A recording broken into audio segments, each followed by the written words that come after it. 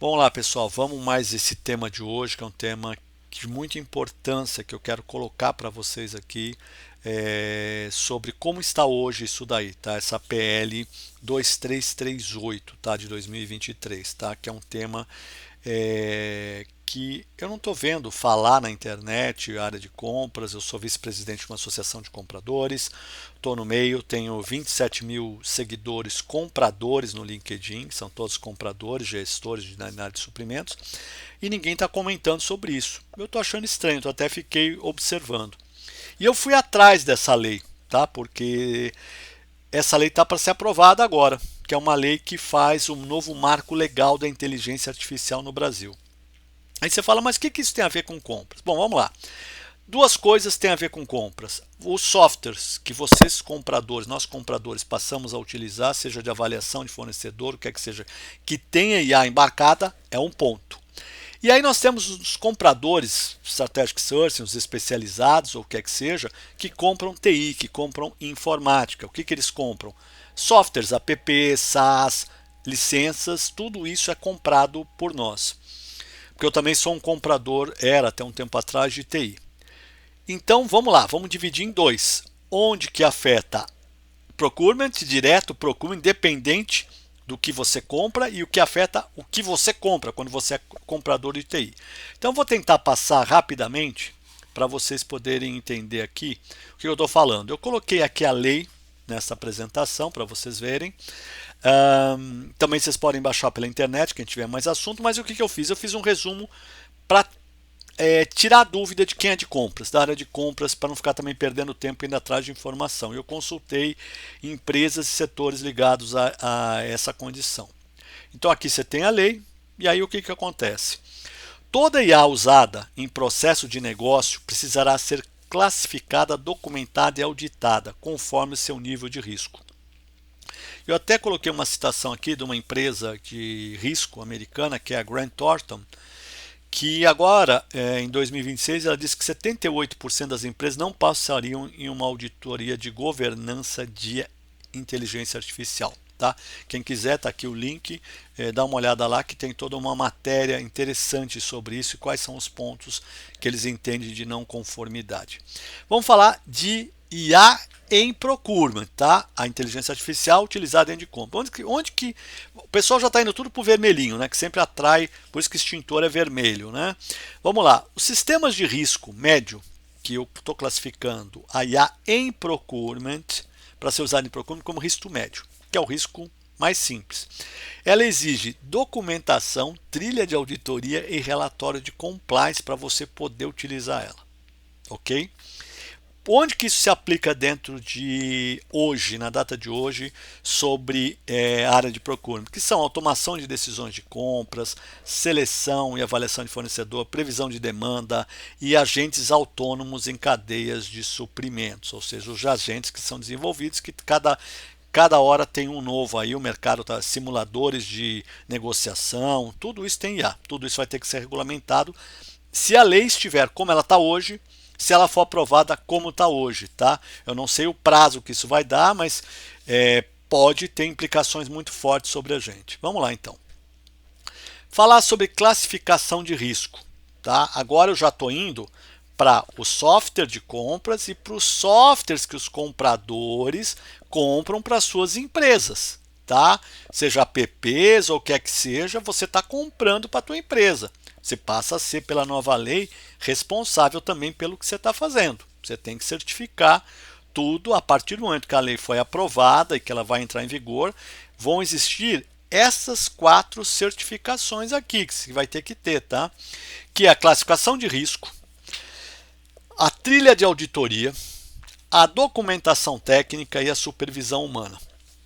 Tudo isso não é simplesmente alguém ir lá e checar, não. Isso vai ter que estar auditado e certificado, tá? E com rastreabilidade, com tudo que você tem. E o que acontece hoje? Ninguém está fazendo isso. Vamos ser direto, tá? O mercado está lançando uma coisa em cima da outra e ninguém está se preocupando em fazer uma auditoria, ou seja, em fazer uma trilha de auditoria. Eu já fui auditor por 8 anos. E eu posso garantir para vocês, isso não é de uma hora para outra que você consegue fazer uma trilha de auditoria. Em primeiro lugar, que você vai ter que ter um cara de software, um engenheiro de software, engenheiro de prompt, pegando tudo que foi feito, todas as trilhas do agente, mapear tudo para dizer, ó, isso aqui tem risco, não tem risco, onde que isso aqui pode ter acesso a algumas informações. Isso no teu fornecedor, não estou nem falando o software para compras, tá legal? Quais que são os riscos associados? Tá? Que é multa e suspensão do sistema. Detalhe, a suspensão pode ser imediata. Você não vai ter nem um dia nem dois. O que significa? Isso pode ter um impacto na tua organização. Compliance e reputação, tá? Compliance, porque você imagina, você presta serviço para outras empresas e esse software, seu agente, ele está fora de compliance. Olha o problema que isso foi gerado. Ou seja, esse marco legal da IA, ele é categorizado por riscos, que são os riscos excessivos, que eu não vou nem falar aqui, os sistemas de alto risco e os propósitos gerais. Eu entendo que o software de procurement, ele entra em propósito geral, que é o quê? Transparência e segurança, que é exatamente aquilo que eu estava mostrando, tá? Agora, quando você fala sistema de alto risco, o que, que é? Os IAs em saúde. Olha aqui um detalhe, tá? Infraestrutura crítica, educação, recrutamento, identificação biométrica em tempo real, tudo isso eles são classificados como alto risco. Olha o problema que é, você vai comprar um software Powered by IA que, dependendo do que você está comprando para o objeto, para o uso dele, ele pode estar classificado como alto risco, tá?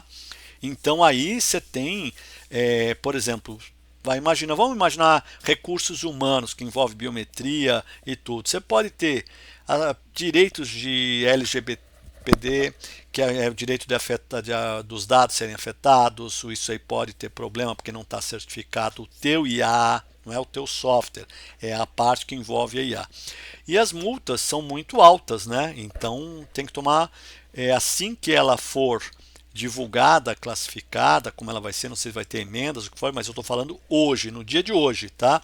Hoje é dia 17 de maio de 2026, são 18 horas e 2 minutos, é um domingo, eu estou passando isso. Então, se for como ela está hoje publicada, eu estou te passando o que vai acontecer. Como ela está há 3 anos, mas agora o novo ministro da Casa Civil determinou que ela tem que ser aprovada, até por tudo que já está acontecendo, né? Eles têm o problema das eleições no Brasil, os fake news, então tudo isso pode ser que isso seja antecipado, né? E o que isso significa? Responsabilidade civil e inversão do ônus da prova, tá? Que é essa parte de relação de consumo e relação civil. Então, isso é um problema, né? Porque o que é que significa? Quem vai ter que se defender é a empresa que tem o IA. Ela vai ter que provar que não causou o dano ou que está exposta ou que por acaso o sistema dela não está identificado, não é rastreável, ou seja, ele não tem rastreabilidade de tudo que foi escrito, tudo que você foi feito, tá? Não é porque você usa uma programação, né, no code, que você não está com ela toda documentada, tá? O escopo do marco legal, tá, gente? Então, o marco legal ele não vai se aplicar a uso particular e não econômico, defesa nacional, pesquisa e desenvolvimento e mero provimento de infraestrutura, armazenamento e transporte de dados. Ou seja, o teu uso particular, você não precisa estar regulamentado. Você criou uma IA para você, não sei como, alguma coisa particular, ou para estudo, não tem problema. O problema é que nós somos compradores profissionais, então isso aí, a área de exclusão, que é o artigo 1, não vai se aplicar para a gente, tá? E aquilo que eu disse, que é supervisão humana, sustentabilidade, transparência, prestação de contas, tudo isso aí, ó, vai tá incluso nessa lei. Então, o comprador que compra sistemas, apps, Powered, vamos chamar aqui, né, gerados, né, motorizados por IA, ele vai ter que estar pedindo todas essas certificações para essa empresa que ele vai comprar. Então você tem uma cadeia de valor de IA que eu até coloquei aqui para explicar melhor, tá? O que significa isso? O desenvolvedor, ele constrói e treina. O distribuidor fornece, que é aquele que disponibiliza e distribui o sistema. E o aplicador, que é quem opera, aquele que emprega ou utiliza o IA em seu nome ou benefício, fornecendo os dados para a operação. O que significa isso? Quando você compra um software PowerEdge, vamos chamar assim, BIA, quem vai popular ele é a tua empresa. Ou seja, tem alguém lá que construiu toda a estrutura de agentes, tudo que envolve ou entrada e saída de dados, processamento, tudo isso, mas ele está zerado, ele não tem nada dentro. Então o aplicador é quem vai pegar todos aqueles dados e vai jogar dentro, tá? Então o que significa? Se o aplicador ou distribuidor realizar uma modificação no sistema ou alterar a sua finalidade original, ele passa a ser juridicamente classificado como desenvolvedor e vai assumir todas as obrigações originárias, tá? Que eu até coloquei aqui, que é o artigo 18, parágrafo 5º.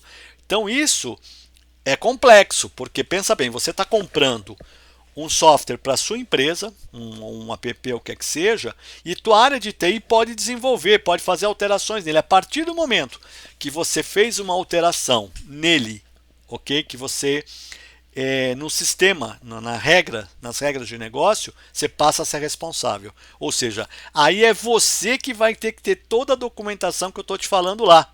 Não é mais o teu desenvolvedor. A responsabilidade sai do teu desenvolvedor, daquela empresa criadora do IA, e passa para você, comprador, que vai ter que garantir que a tua empresa, que tem esse serviço, que ela presta serviço para outros que não tem nada a ver com IA, mas que é Powered by IA, esse serviço vai ter que ter toda essa regulação.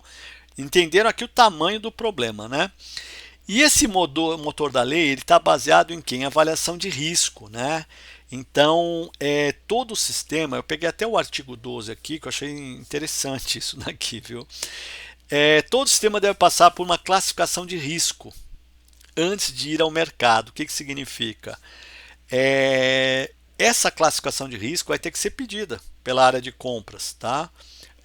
Tanto do que ela está comprando para uso dela, como que ela compra para uso da empresa dela, tá? Então o que tem que tomar muito cuidado? No artigo 13, que é o risco excessivo, que é aqueles sistemas estritamente proibidos, né? E dentro do território nacional, que aí a gente não vai nem falar sobre isso, que é armamento, essas coisas. Alto risco, ó, foi aquilo que eu comentei, sujeito a rigorosa governança, avaliação de impacto e supervisão humana obrigatória. Olha aí o problema. Quando esse software se envolve hospital, agentes reguladores, infraestrutura, tudo isso que envolve serviços básicos, né? Você comprador vai ter que ser responsável por isso, se não mudar a lei, tá? E há de propósito geral, que é aquela generativa, né? Sujeito a regras especiais, né? Conforme o artigo 29, e o risco geral, que é aqueles sistemas de baixo impacto, onde você tem apenas princípios de transparência básico e direitos fundamentais. O que eu entendo? Que os softwares de procurement, para os dentro de procurement, eles estariam dentro do nível de propósito geral, generativa, tá? Que é sujeito às regras de negócio, tá? Eles têm, porque eles envolvem avaliação de fornecedores, dados sensíveis, tudo isso, então ele passa a ter isso. Tá? Vamos falar sobre a matriz de governança e o desenvolvedor versus o aplicador, que é aquilo que eu estou falando. O aplicador é quando você pega os dados, né? E faz a manipulação. Então o desenvolvedor ele tem que realizar testes documentados, mitigar e prevenir ativamente vieses, olha aí, discriminatórios, fornecer documentação técnica inteligível ao aplicador, que é o cara que vocês estão vendo lá direito, e desenhar o sistema permitindo supervisão humana efetiva, ou seja, não adianta só ele colocar lá o negócio, não. Ele tem que fornecer para você todo o desenho desse sistema e tudo isso tem que ter a supervisão humana efetiva. De quem? Dele, tá? E o aplicador tem que garantir, você está vendo ali, ó, ela como se fosse continuando, tá? São dois garantidores. O aplicador ele tem que garantir, conforme o artigo 18.1, a supervisão humana das decisões, manter os registros, que são os logs, sobre como o sistema foi operado. Todo log vai ter que estar registrado, colocado em nuvem de fácil acesso, e monitorar os resultados discriminatórios na prática e fornecer explicações claras aos usuários finais afetados, tá? Ou seja, é uma responsabilidade conjunta por lei, tá? Resguardando logicamente o sigilo comercial, porque é o que vai dentro do que são os dados que vão dentro daquilo que foi desenvolvido, tá? Então vamos lá.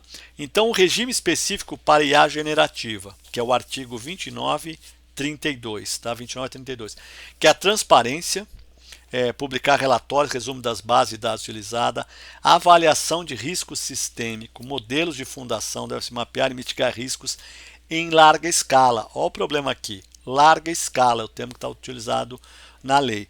E desenvolver sistemas focados em eficiência e redução de consumo de energia, porque também entende-se que a IA ela também gera um alto consumo. E a marca d'água, né, que está no artigo 19, que é a obrigatoriedade de incluir identificadores técnicos em conteúdo sintético para verificação de autenticidade. O que é isso?